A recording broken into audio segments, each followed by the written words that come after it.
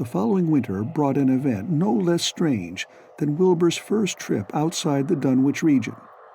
Correspondence with the Widener Library at Harvard, the Bibliothèque Nationale in Paris, the British Museum, the University of Buenos Aires, and the library of Miskatonic University at Arkham had failed to get him the loan of a book he desperately wanted.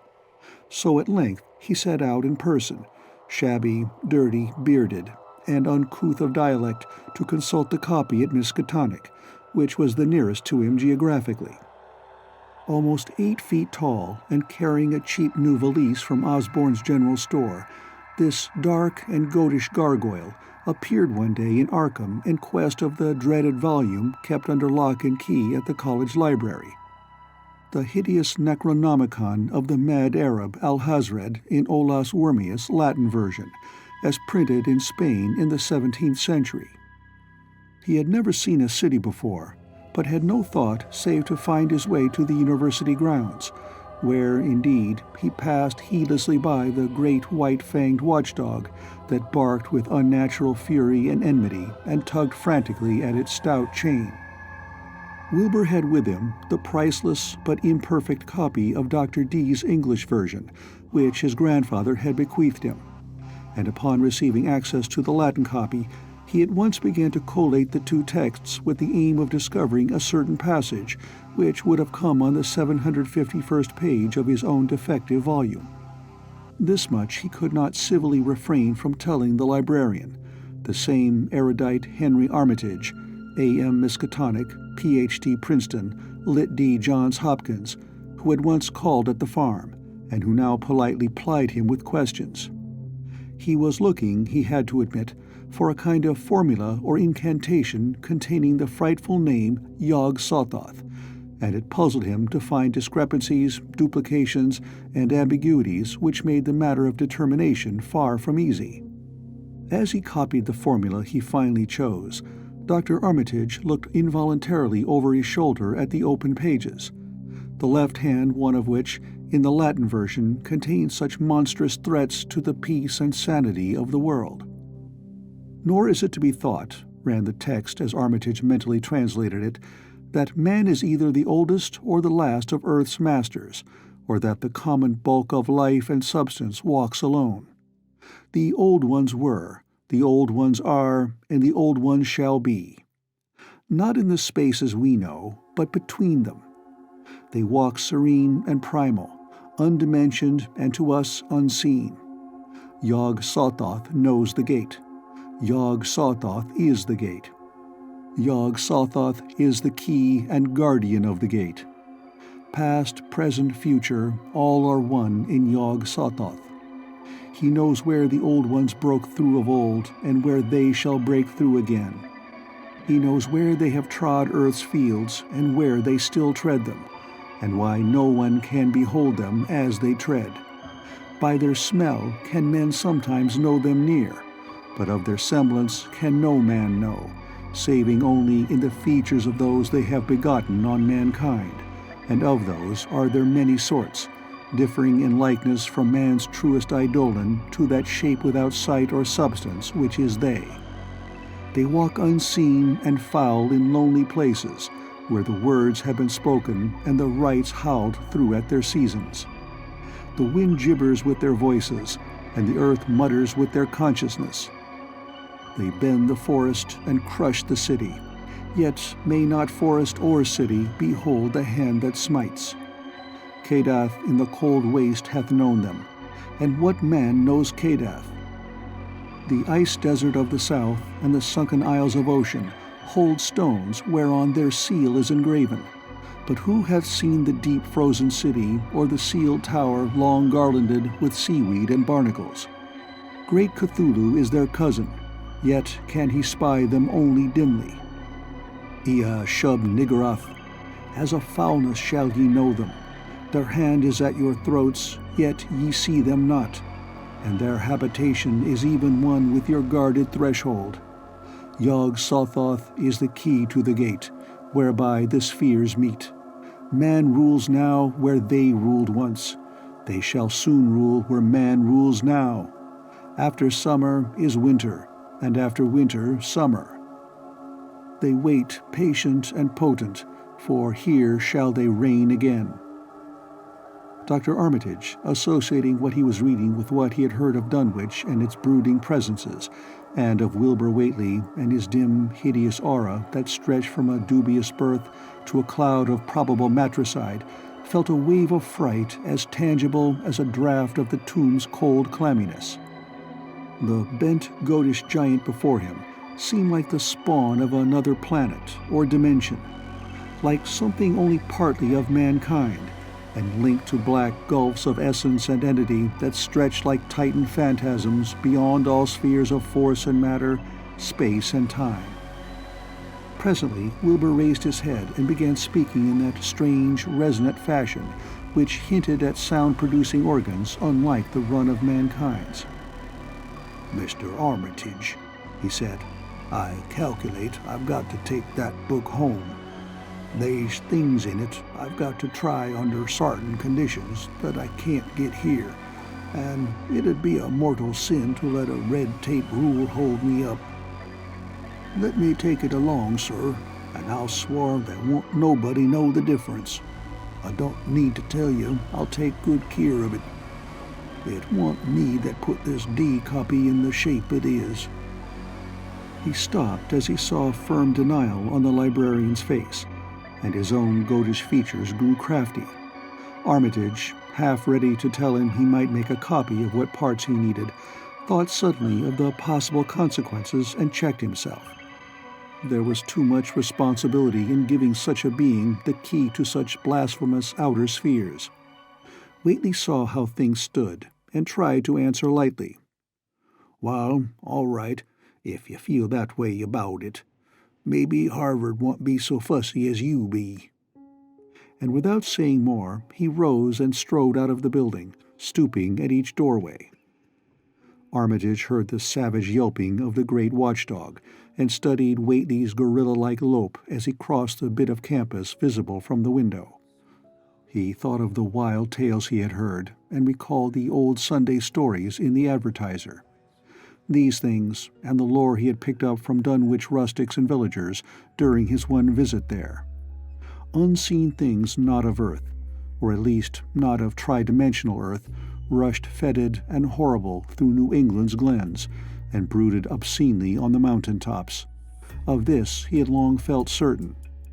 Now he seemed to sense the close presence of some terrible part of the intruding horror, and to glimpse a hellish advance in the black dominion of the ancient and once passive nightmare. He locked away the Necronomicon with a shudder of disgust, but the room still reeked with an unholy and unidentifiable stench. "As a foulness shall ye know them," he quoted. Yes, the odor was the same as that which had sickened him at the Whately farmhouse less than 3 years before. He thought of Wilbur, goatish and ominous, once again, and laughed mockingly at the village rumors of his parentage. "Inbreeding," Armitage muttered half aloud to himself. "Great God, what simpletons! Show them Arthur Macken's great god Pan, and they'll think it a common Dunwich scandal. But what thing, what cursed shapeless influence on or off this three-dimensional earth, was Wilbur Whately's father? Born on Candlemas, 9 months after May Eve of 1912, when the talk about the queer earth noises reached clear to Arkham. What walked on the mountains that May night? What Rudmas horror fastened itself on the world in half-human flesh and blood? During the ensuing weeks, Dr. Armitage set about to collect all possible data on Wilbur Whately and the formless presences around Dunwich. He got in communication with Dr. Houghton of Aylesbury, who had attended old Whately in his last illness, and found much to ponder over in the grandfather's last words as quoted by the physician. A visit to Dunwich village failed to bring out much that was new, but a close survey of the Necronomicon in those parts which Wilbur had sought so avidly seemed to supply new and terrible clues to the nature, methods, and desires of the strange evil so vaguely threatening this planet. Talks with several students of archaic lore in Boston, and letters to many others elsewhere, gave him a growing amazement which passed slowly through varied degrees of alarm to a state of really acute spiritual fear.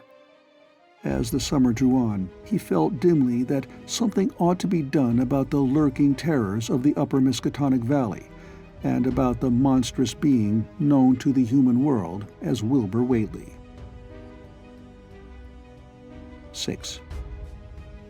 The Dunwich horror itself came between Lammas and the equinox in 1928, and Dr. Armitage was among those who witnessed its monstrous prologue. He had heard, meanwhile, of Whately's grotesque trip to Cambridge, and of his frantic efforts to borrow or copy from the Necronomicon at the Widener Library.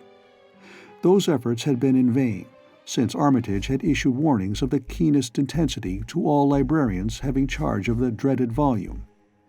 Wilbur had been shockingly nervous at Cambridge, anxious for the book, yet almost equally anxious to get home again, as if he feared the results of being away long. Early in August, the half-expected outcome developed, and in the small hours of the 3rd, Dr. Armitage was awakened suddenly by the wild, fierce cries of the savage watchdog on the college campus. Deep and terrible, the snarling, half-mad growls and barks continued, always in mounting volume, but with hideously significant pauses. Then there rang out a scream from a wholly different throat, such a scream as roused half the sleepers of Arkham and haunted their dreams ever afterward, such a scream as could come from no being born of earth or wholly of earth. Armitage hastened into some clothing and rushed across the street and lawn to the college buildings, saw that others were ahead of him, and heard the echoes of a burglar alarm still shrilling from the library. An open window showed black and gaping in the moonlight. What had come had indeed completed its entrance, for the barking and the screaming, now fast fading into a mixed low growling and moaning, proceeded unmistakably from within. Some instinct warned Armitage that what was taking place was not a thing for unfortified eyes to see, so he brushed back the crowd with authority as he unlocked the vestibule door.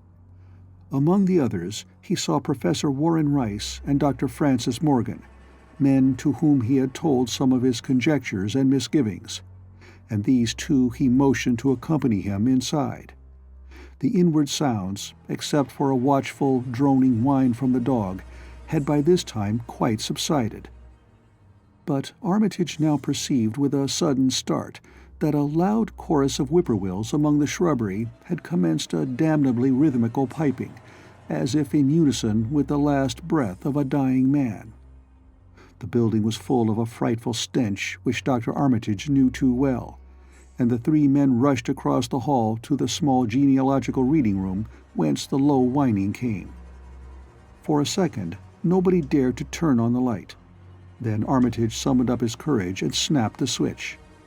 One of the 3, it is not certain which, shrieked aloud at what sprawled before them among disordered tables and overturned chairs. Professor Rice declares that he wholly lost consciousness for an instant, though he did not stumble or fall.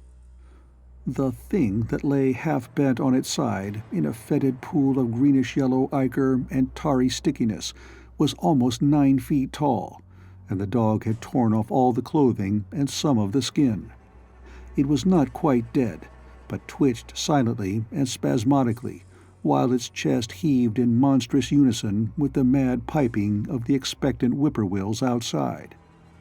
Bits of shoe leather and fragments of apparel were scattered about the room, and just inside the window an empty canvas sack lay where it had evidently been thrown. Near the central desk a revolver had fallen, a dented but undischarged cartridge later explaining why it had not been fired. The thing itself, however, crowded out all other images at the time. It would be trite and not wholly accurate to say that no human pen could describe it, but one may properly say that it could not be vividly visualized by anyone whose ideas of aspect and contour are too closely bound up with the common life forms of this planet and of the 3 known dimensions. It was partly human beyond a doubt, with very man-like hands and head, and the goatish, chinless face had the stamp of the Whateleys upon it. But the torso and lower parts of the body were teratologically fabulous, so that only generous clothing could ever have enabled it to walk on Earth unchallenged or uneradicated. Above the waist it was semi-anthropomorphic, though its chest, where the dog's rending paws still rested watchfully, had the leathery, reticulated hide of a crocodile or alligator. The back was piebald with yellow and black, and dimly suggested the squamous covering of certain snakes. Below the waist, though, it was the worst, for here all human resemblance left off and sheer fantasy began. The skin was thickly covered with coarse black fur, and from the abdomen a score of long greenish-gray tentacles with red sucking mouths protruded limply. Their arrangement was odd, and seemed to follow the symmetries of some cosmic geometry unknown to Earth or the solar system. On each of the hips, deep set in a kind of pinkish, ciliated orbit, was what seemed to be a rudimentary eye, whilst in lieu of a tail there depended a kind of trunk or feeler, with purple annular markings and with many evidences of being an undeveloped mouth or throat. The limbs, save for their black fur, roughly resembled the hind legs of prehistoric Earth's giant saurians, and terminated in ridgy-veined pads that were neither hooves nor claws. When the thing breathed, its tail and tentacles rhythmically changed color, as if from some circulatory cause normal to the non-human side of its ancestry. In the tentacles, this was observable as a deepening of the greenish tinge, whilst in the tail it was manifest as a yellowish appearance, which alternated with a sickly grayish-white in the spaces between the purple rings. Of genuine blood there was none, only the fetid greenish-yellow ichor which trickled along the painted floor beyond the radius of the stickiness, and left a curious discoloration behind it. As the presence of the three men seemed to rouse the dying thing, it began to mumble without turning or raising its head. Dr. Armitage made no written record of its mouthings, but asserts confidently that nothing in English was uttered. At first, the syllables defied all correlation with any speech of Earth. But toward the last, there came some disjointed fragments, evidently taken from the Necronomicon, that monstrous blasphemy in quest of which the thing had perished.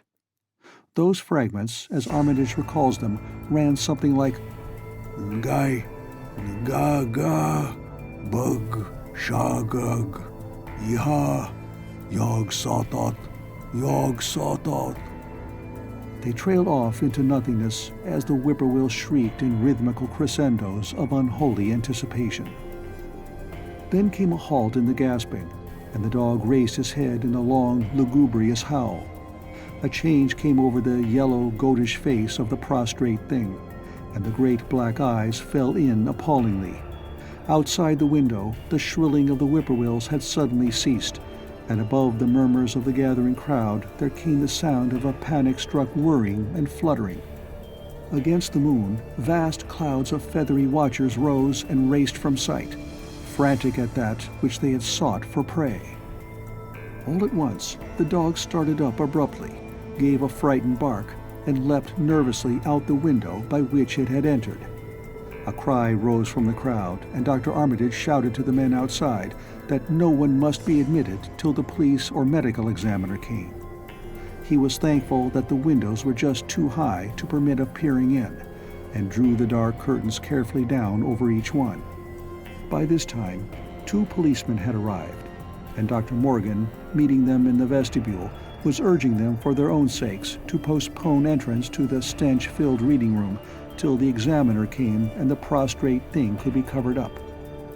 Meanwhile, frightful changes were taking place on the floor.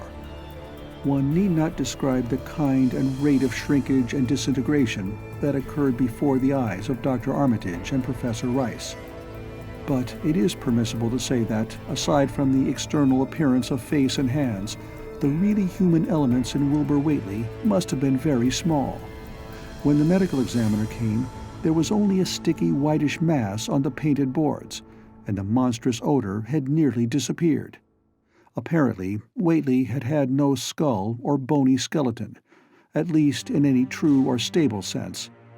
He had taken somewhat after his unknown father. 7.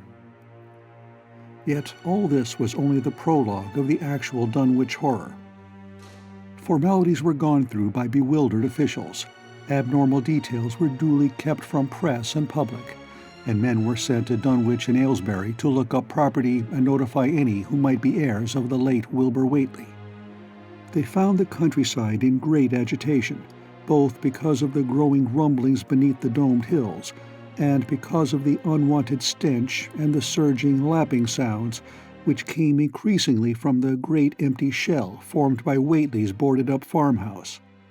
Earl Sawyer, who tended the horse and cattle during Wilbur's absence, had developed a woefully acute case of nerves.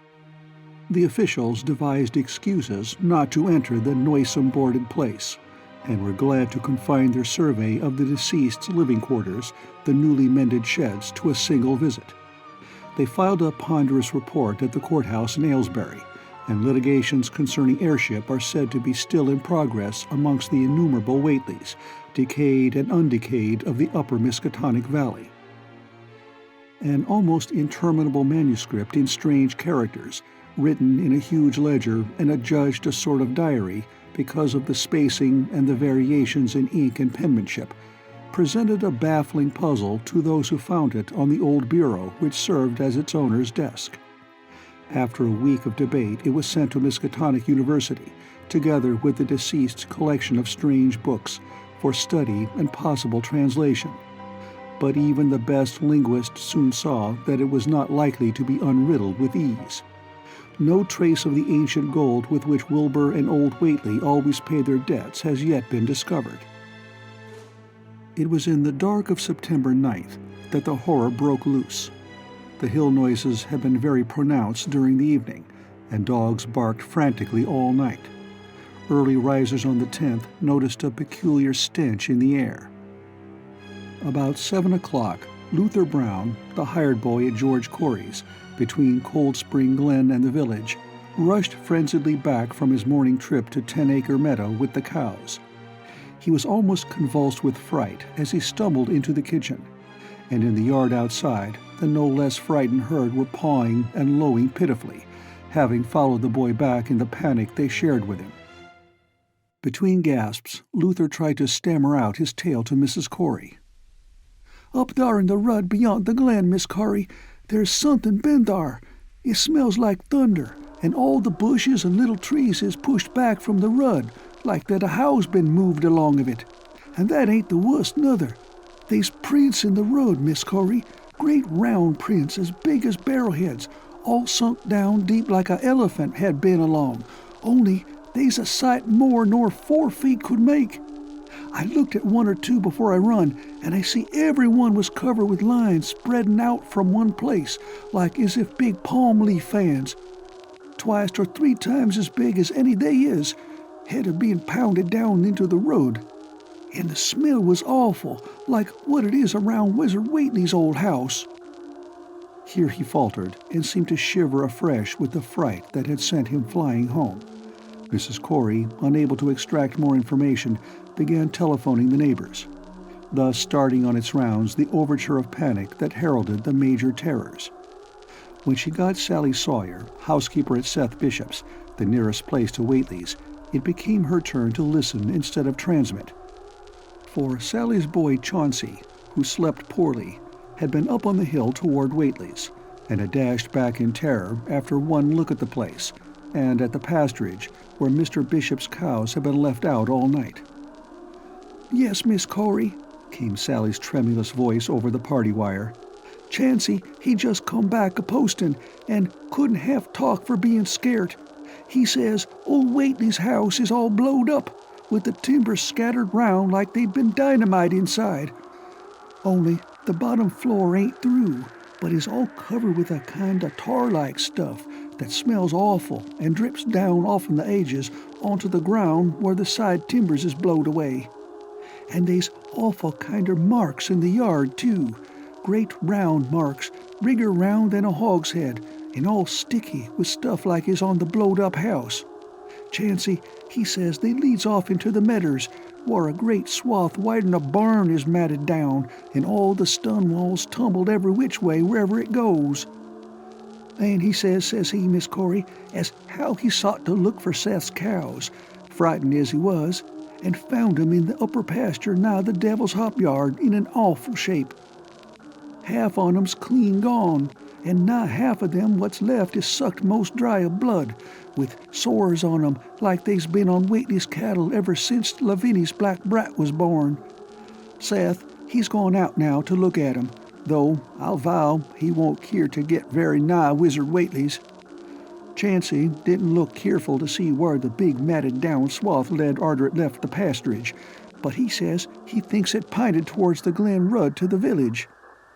I tell you, Miss Corey, they's something abroad as hadn't orter be abroad, and I for one think that Black Wilbur Whately, as come to the bad end he desarved, is at the bottom of the breeding of it. He wa'n't all human hisself, I always says to everybody, and I think he and old Whately must have raised something in that there nailed-up house as ain't even so human as he was. They's always been unseen things around Dunwich, living things, as ain't human and ain't good for human folks. The ground was a-talkin' last night, and towards morning, Chancey, he heard the whippoorwills so loud in Cold Spring Glen he couldn't sleep none. Then he thought he heard another faint-like sound over toward Wizard Whately's, a kind of ripping or tearing of wood, like some big box or crate was being opened fur off. What with this and that, he didn't get to sleep at all till sunup, and no sooner was he up this morning but he's got to go over to Whately's and see what's the matter. He's see enough, I tell you, Miss Corey. This don't mean no good, and I think as all the men folks ought to get up a party and do something. I know something's awful's about, and feel my time is nigh, though only God knows just what it is. Did your Luther take account of where them big tracks led to? No? Well, Miss Corey, if they was on the Glen Rud this side of the glen, and ain't got to your house yet, I calculate they must go into the glen itself. They would do that. I allus says Cold Spring Glen ain't no healthy nor decent place. The whippoorwills and fireflies there never did act like they was creatures of God, and they's them as says you can hear strange things a-rushin' and a-talkin' in the air down thar if you stand in the right place, atween the rock falls and Bear's Den. By that noon, fully 3/4 of the men and boys of Dunwich were trooping over the roads and meadows between the new-made Whately ruins and Cold Spring Glen, examining in horror the vast, monstrous prints, the maimed bishop cattle, the strange, noisome wreck of the farmhouse, and the bruised, matted vegetation of the fields and roadsides. Whatever had burst loose upon the world had assuredly gone down into the great sinister ravine, for all the trees on the banks were bent and broken, and a great avenue had been gouged in the precipice-hanging underbrush. It was as though a house, launched by an avalanche, had slid down through the tangled growths of the almost vertical slope. From below no sound came, but only a distant, undefinable fetor, and it is not to be wondered at that the men preferred to stay on the edge and argue rather than descend and beard the unknown cyclopean horror in its lair. 3 dogs that were with the party had barked furiously at first, but seemed cowed and reluctant when near the glen. Someone telephoned the news to the Aylesbury Transcript, but the editor, accustomed to wild tales from Dunwich, did no more than concoct a humorous paragraph about it, an item soon afterward reproduced by the Associated Press. That night everyone went home, and every house and barn was barricaded as stoutly as possible. Needless to say, no cattle were allowed to remain in open pasturage. About 2 in the morning, a frightful stench and the savage barking of the dogs awakened the household at Elmer Fry's, on the eastern edge of Cold Spring Glen, and all agreed that they could hear a sort of muffled swishing or lapping sound from somewhere outside. Mrs. Fry proposed telephoning the neighbors, and Elmer was about to agree when the noise of splintering wood burst in upon their deliberations. It came apparently from the barn, and was quickly followed by a hideous screaming and stamping amongst the cattle. The dogs slavered and crouched close to the feet of the fear-numbed family. Fry lit a lantern through force of habit, but knew it would be death to go out into that black farmyard. The children and the women folk whimpered, kept from screaming by some obscure, vestigial instinct of defense which told them their lives depended on silence. At last the noise of the cattle subsided to a pitiful moaning, and a great snapping, crashing, and crackling ensued. The Frys, huddled together in the sitting room, did not dare to move until the last echoes died away far down in Cold Spring Glen. Then, amidst the dismal moans from the stable and the demoniac piping of late whippoorwills in the glen, Selina Fry tottered to the telephone and spread what news she could of the second phase of the horror. The next day, all the countryside was in a panic, and cowed, uncommunicative groups came and went where the fiendish thing had occurred. 2 titan swaths of destruction stretched from the glen to the Fry farmyard. Monstrous prints covered the bare patches of ground, and one side of the old red barn had completely caved in. Of the cattle, only about a quarter could be found and identified.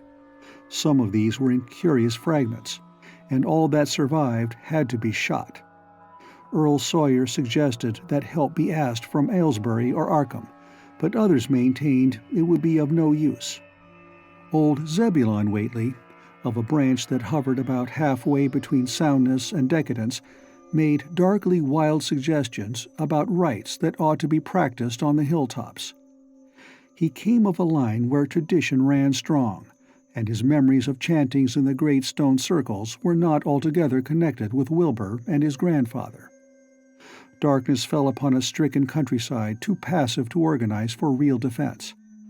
In a few cases, closely related families would band together and watch in the gloom under one roof, but in general there was only a repetition of the barricading of the night before, and a futile, ineffective gesture of loading muskets and setting pitchforks handily about. Nothing, however, occurred except some hill noises, and when the day came, there were many who hoped that the new horror had gone as swiftly as it had come. There were even bold souls who proposed an offensive expedition down in the glen, though they did not venture to set an actual example to the still reluctant majority. When night came again, the barricading was repeated, though there was less huddling together of families. In the morning, both the Fry and the Seth Bishop households reported excitement among the dogs, and vague sounds and stenches from afar, while early explorers noted with horror a fresh set of the monstrous tracks in the road skirting Sentinel Hill.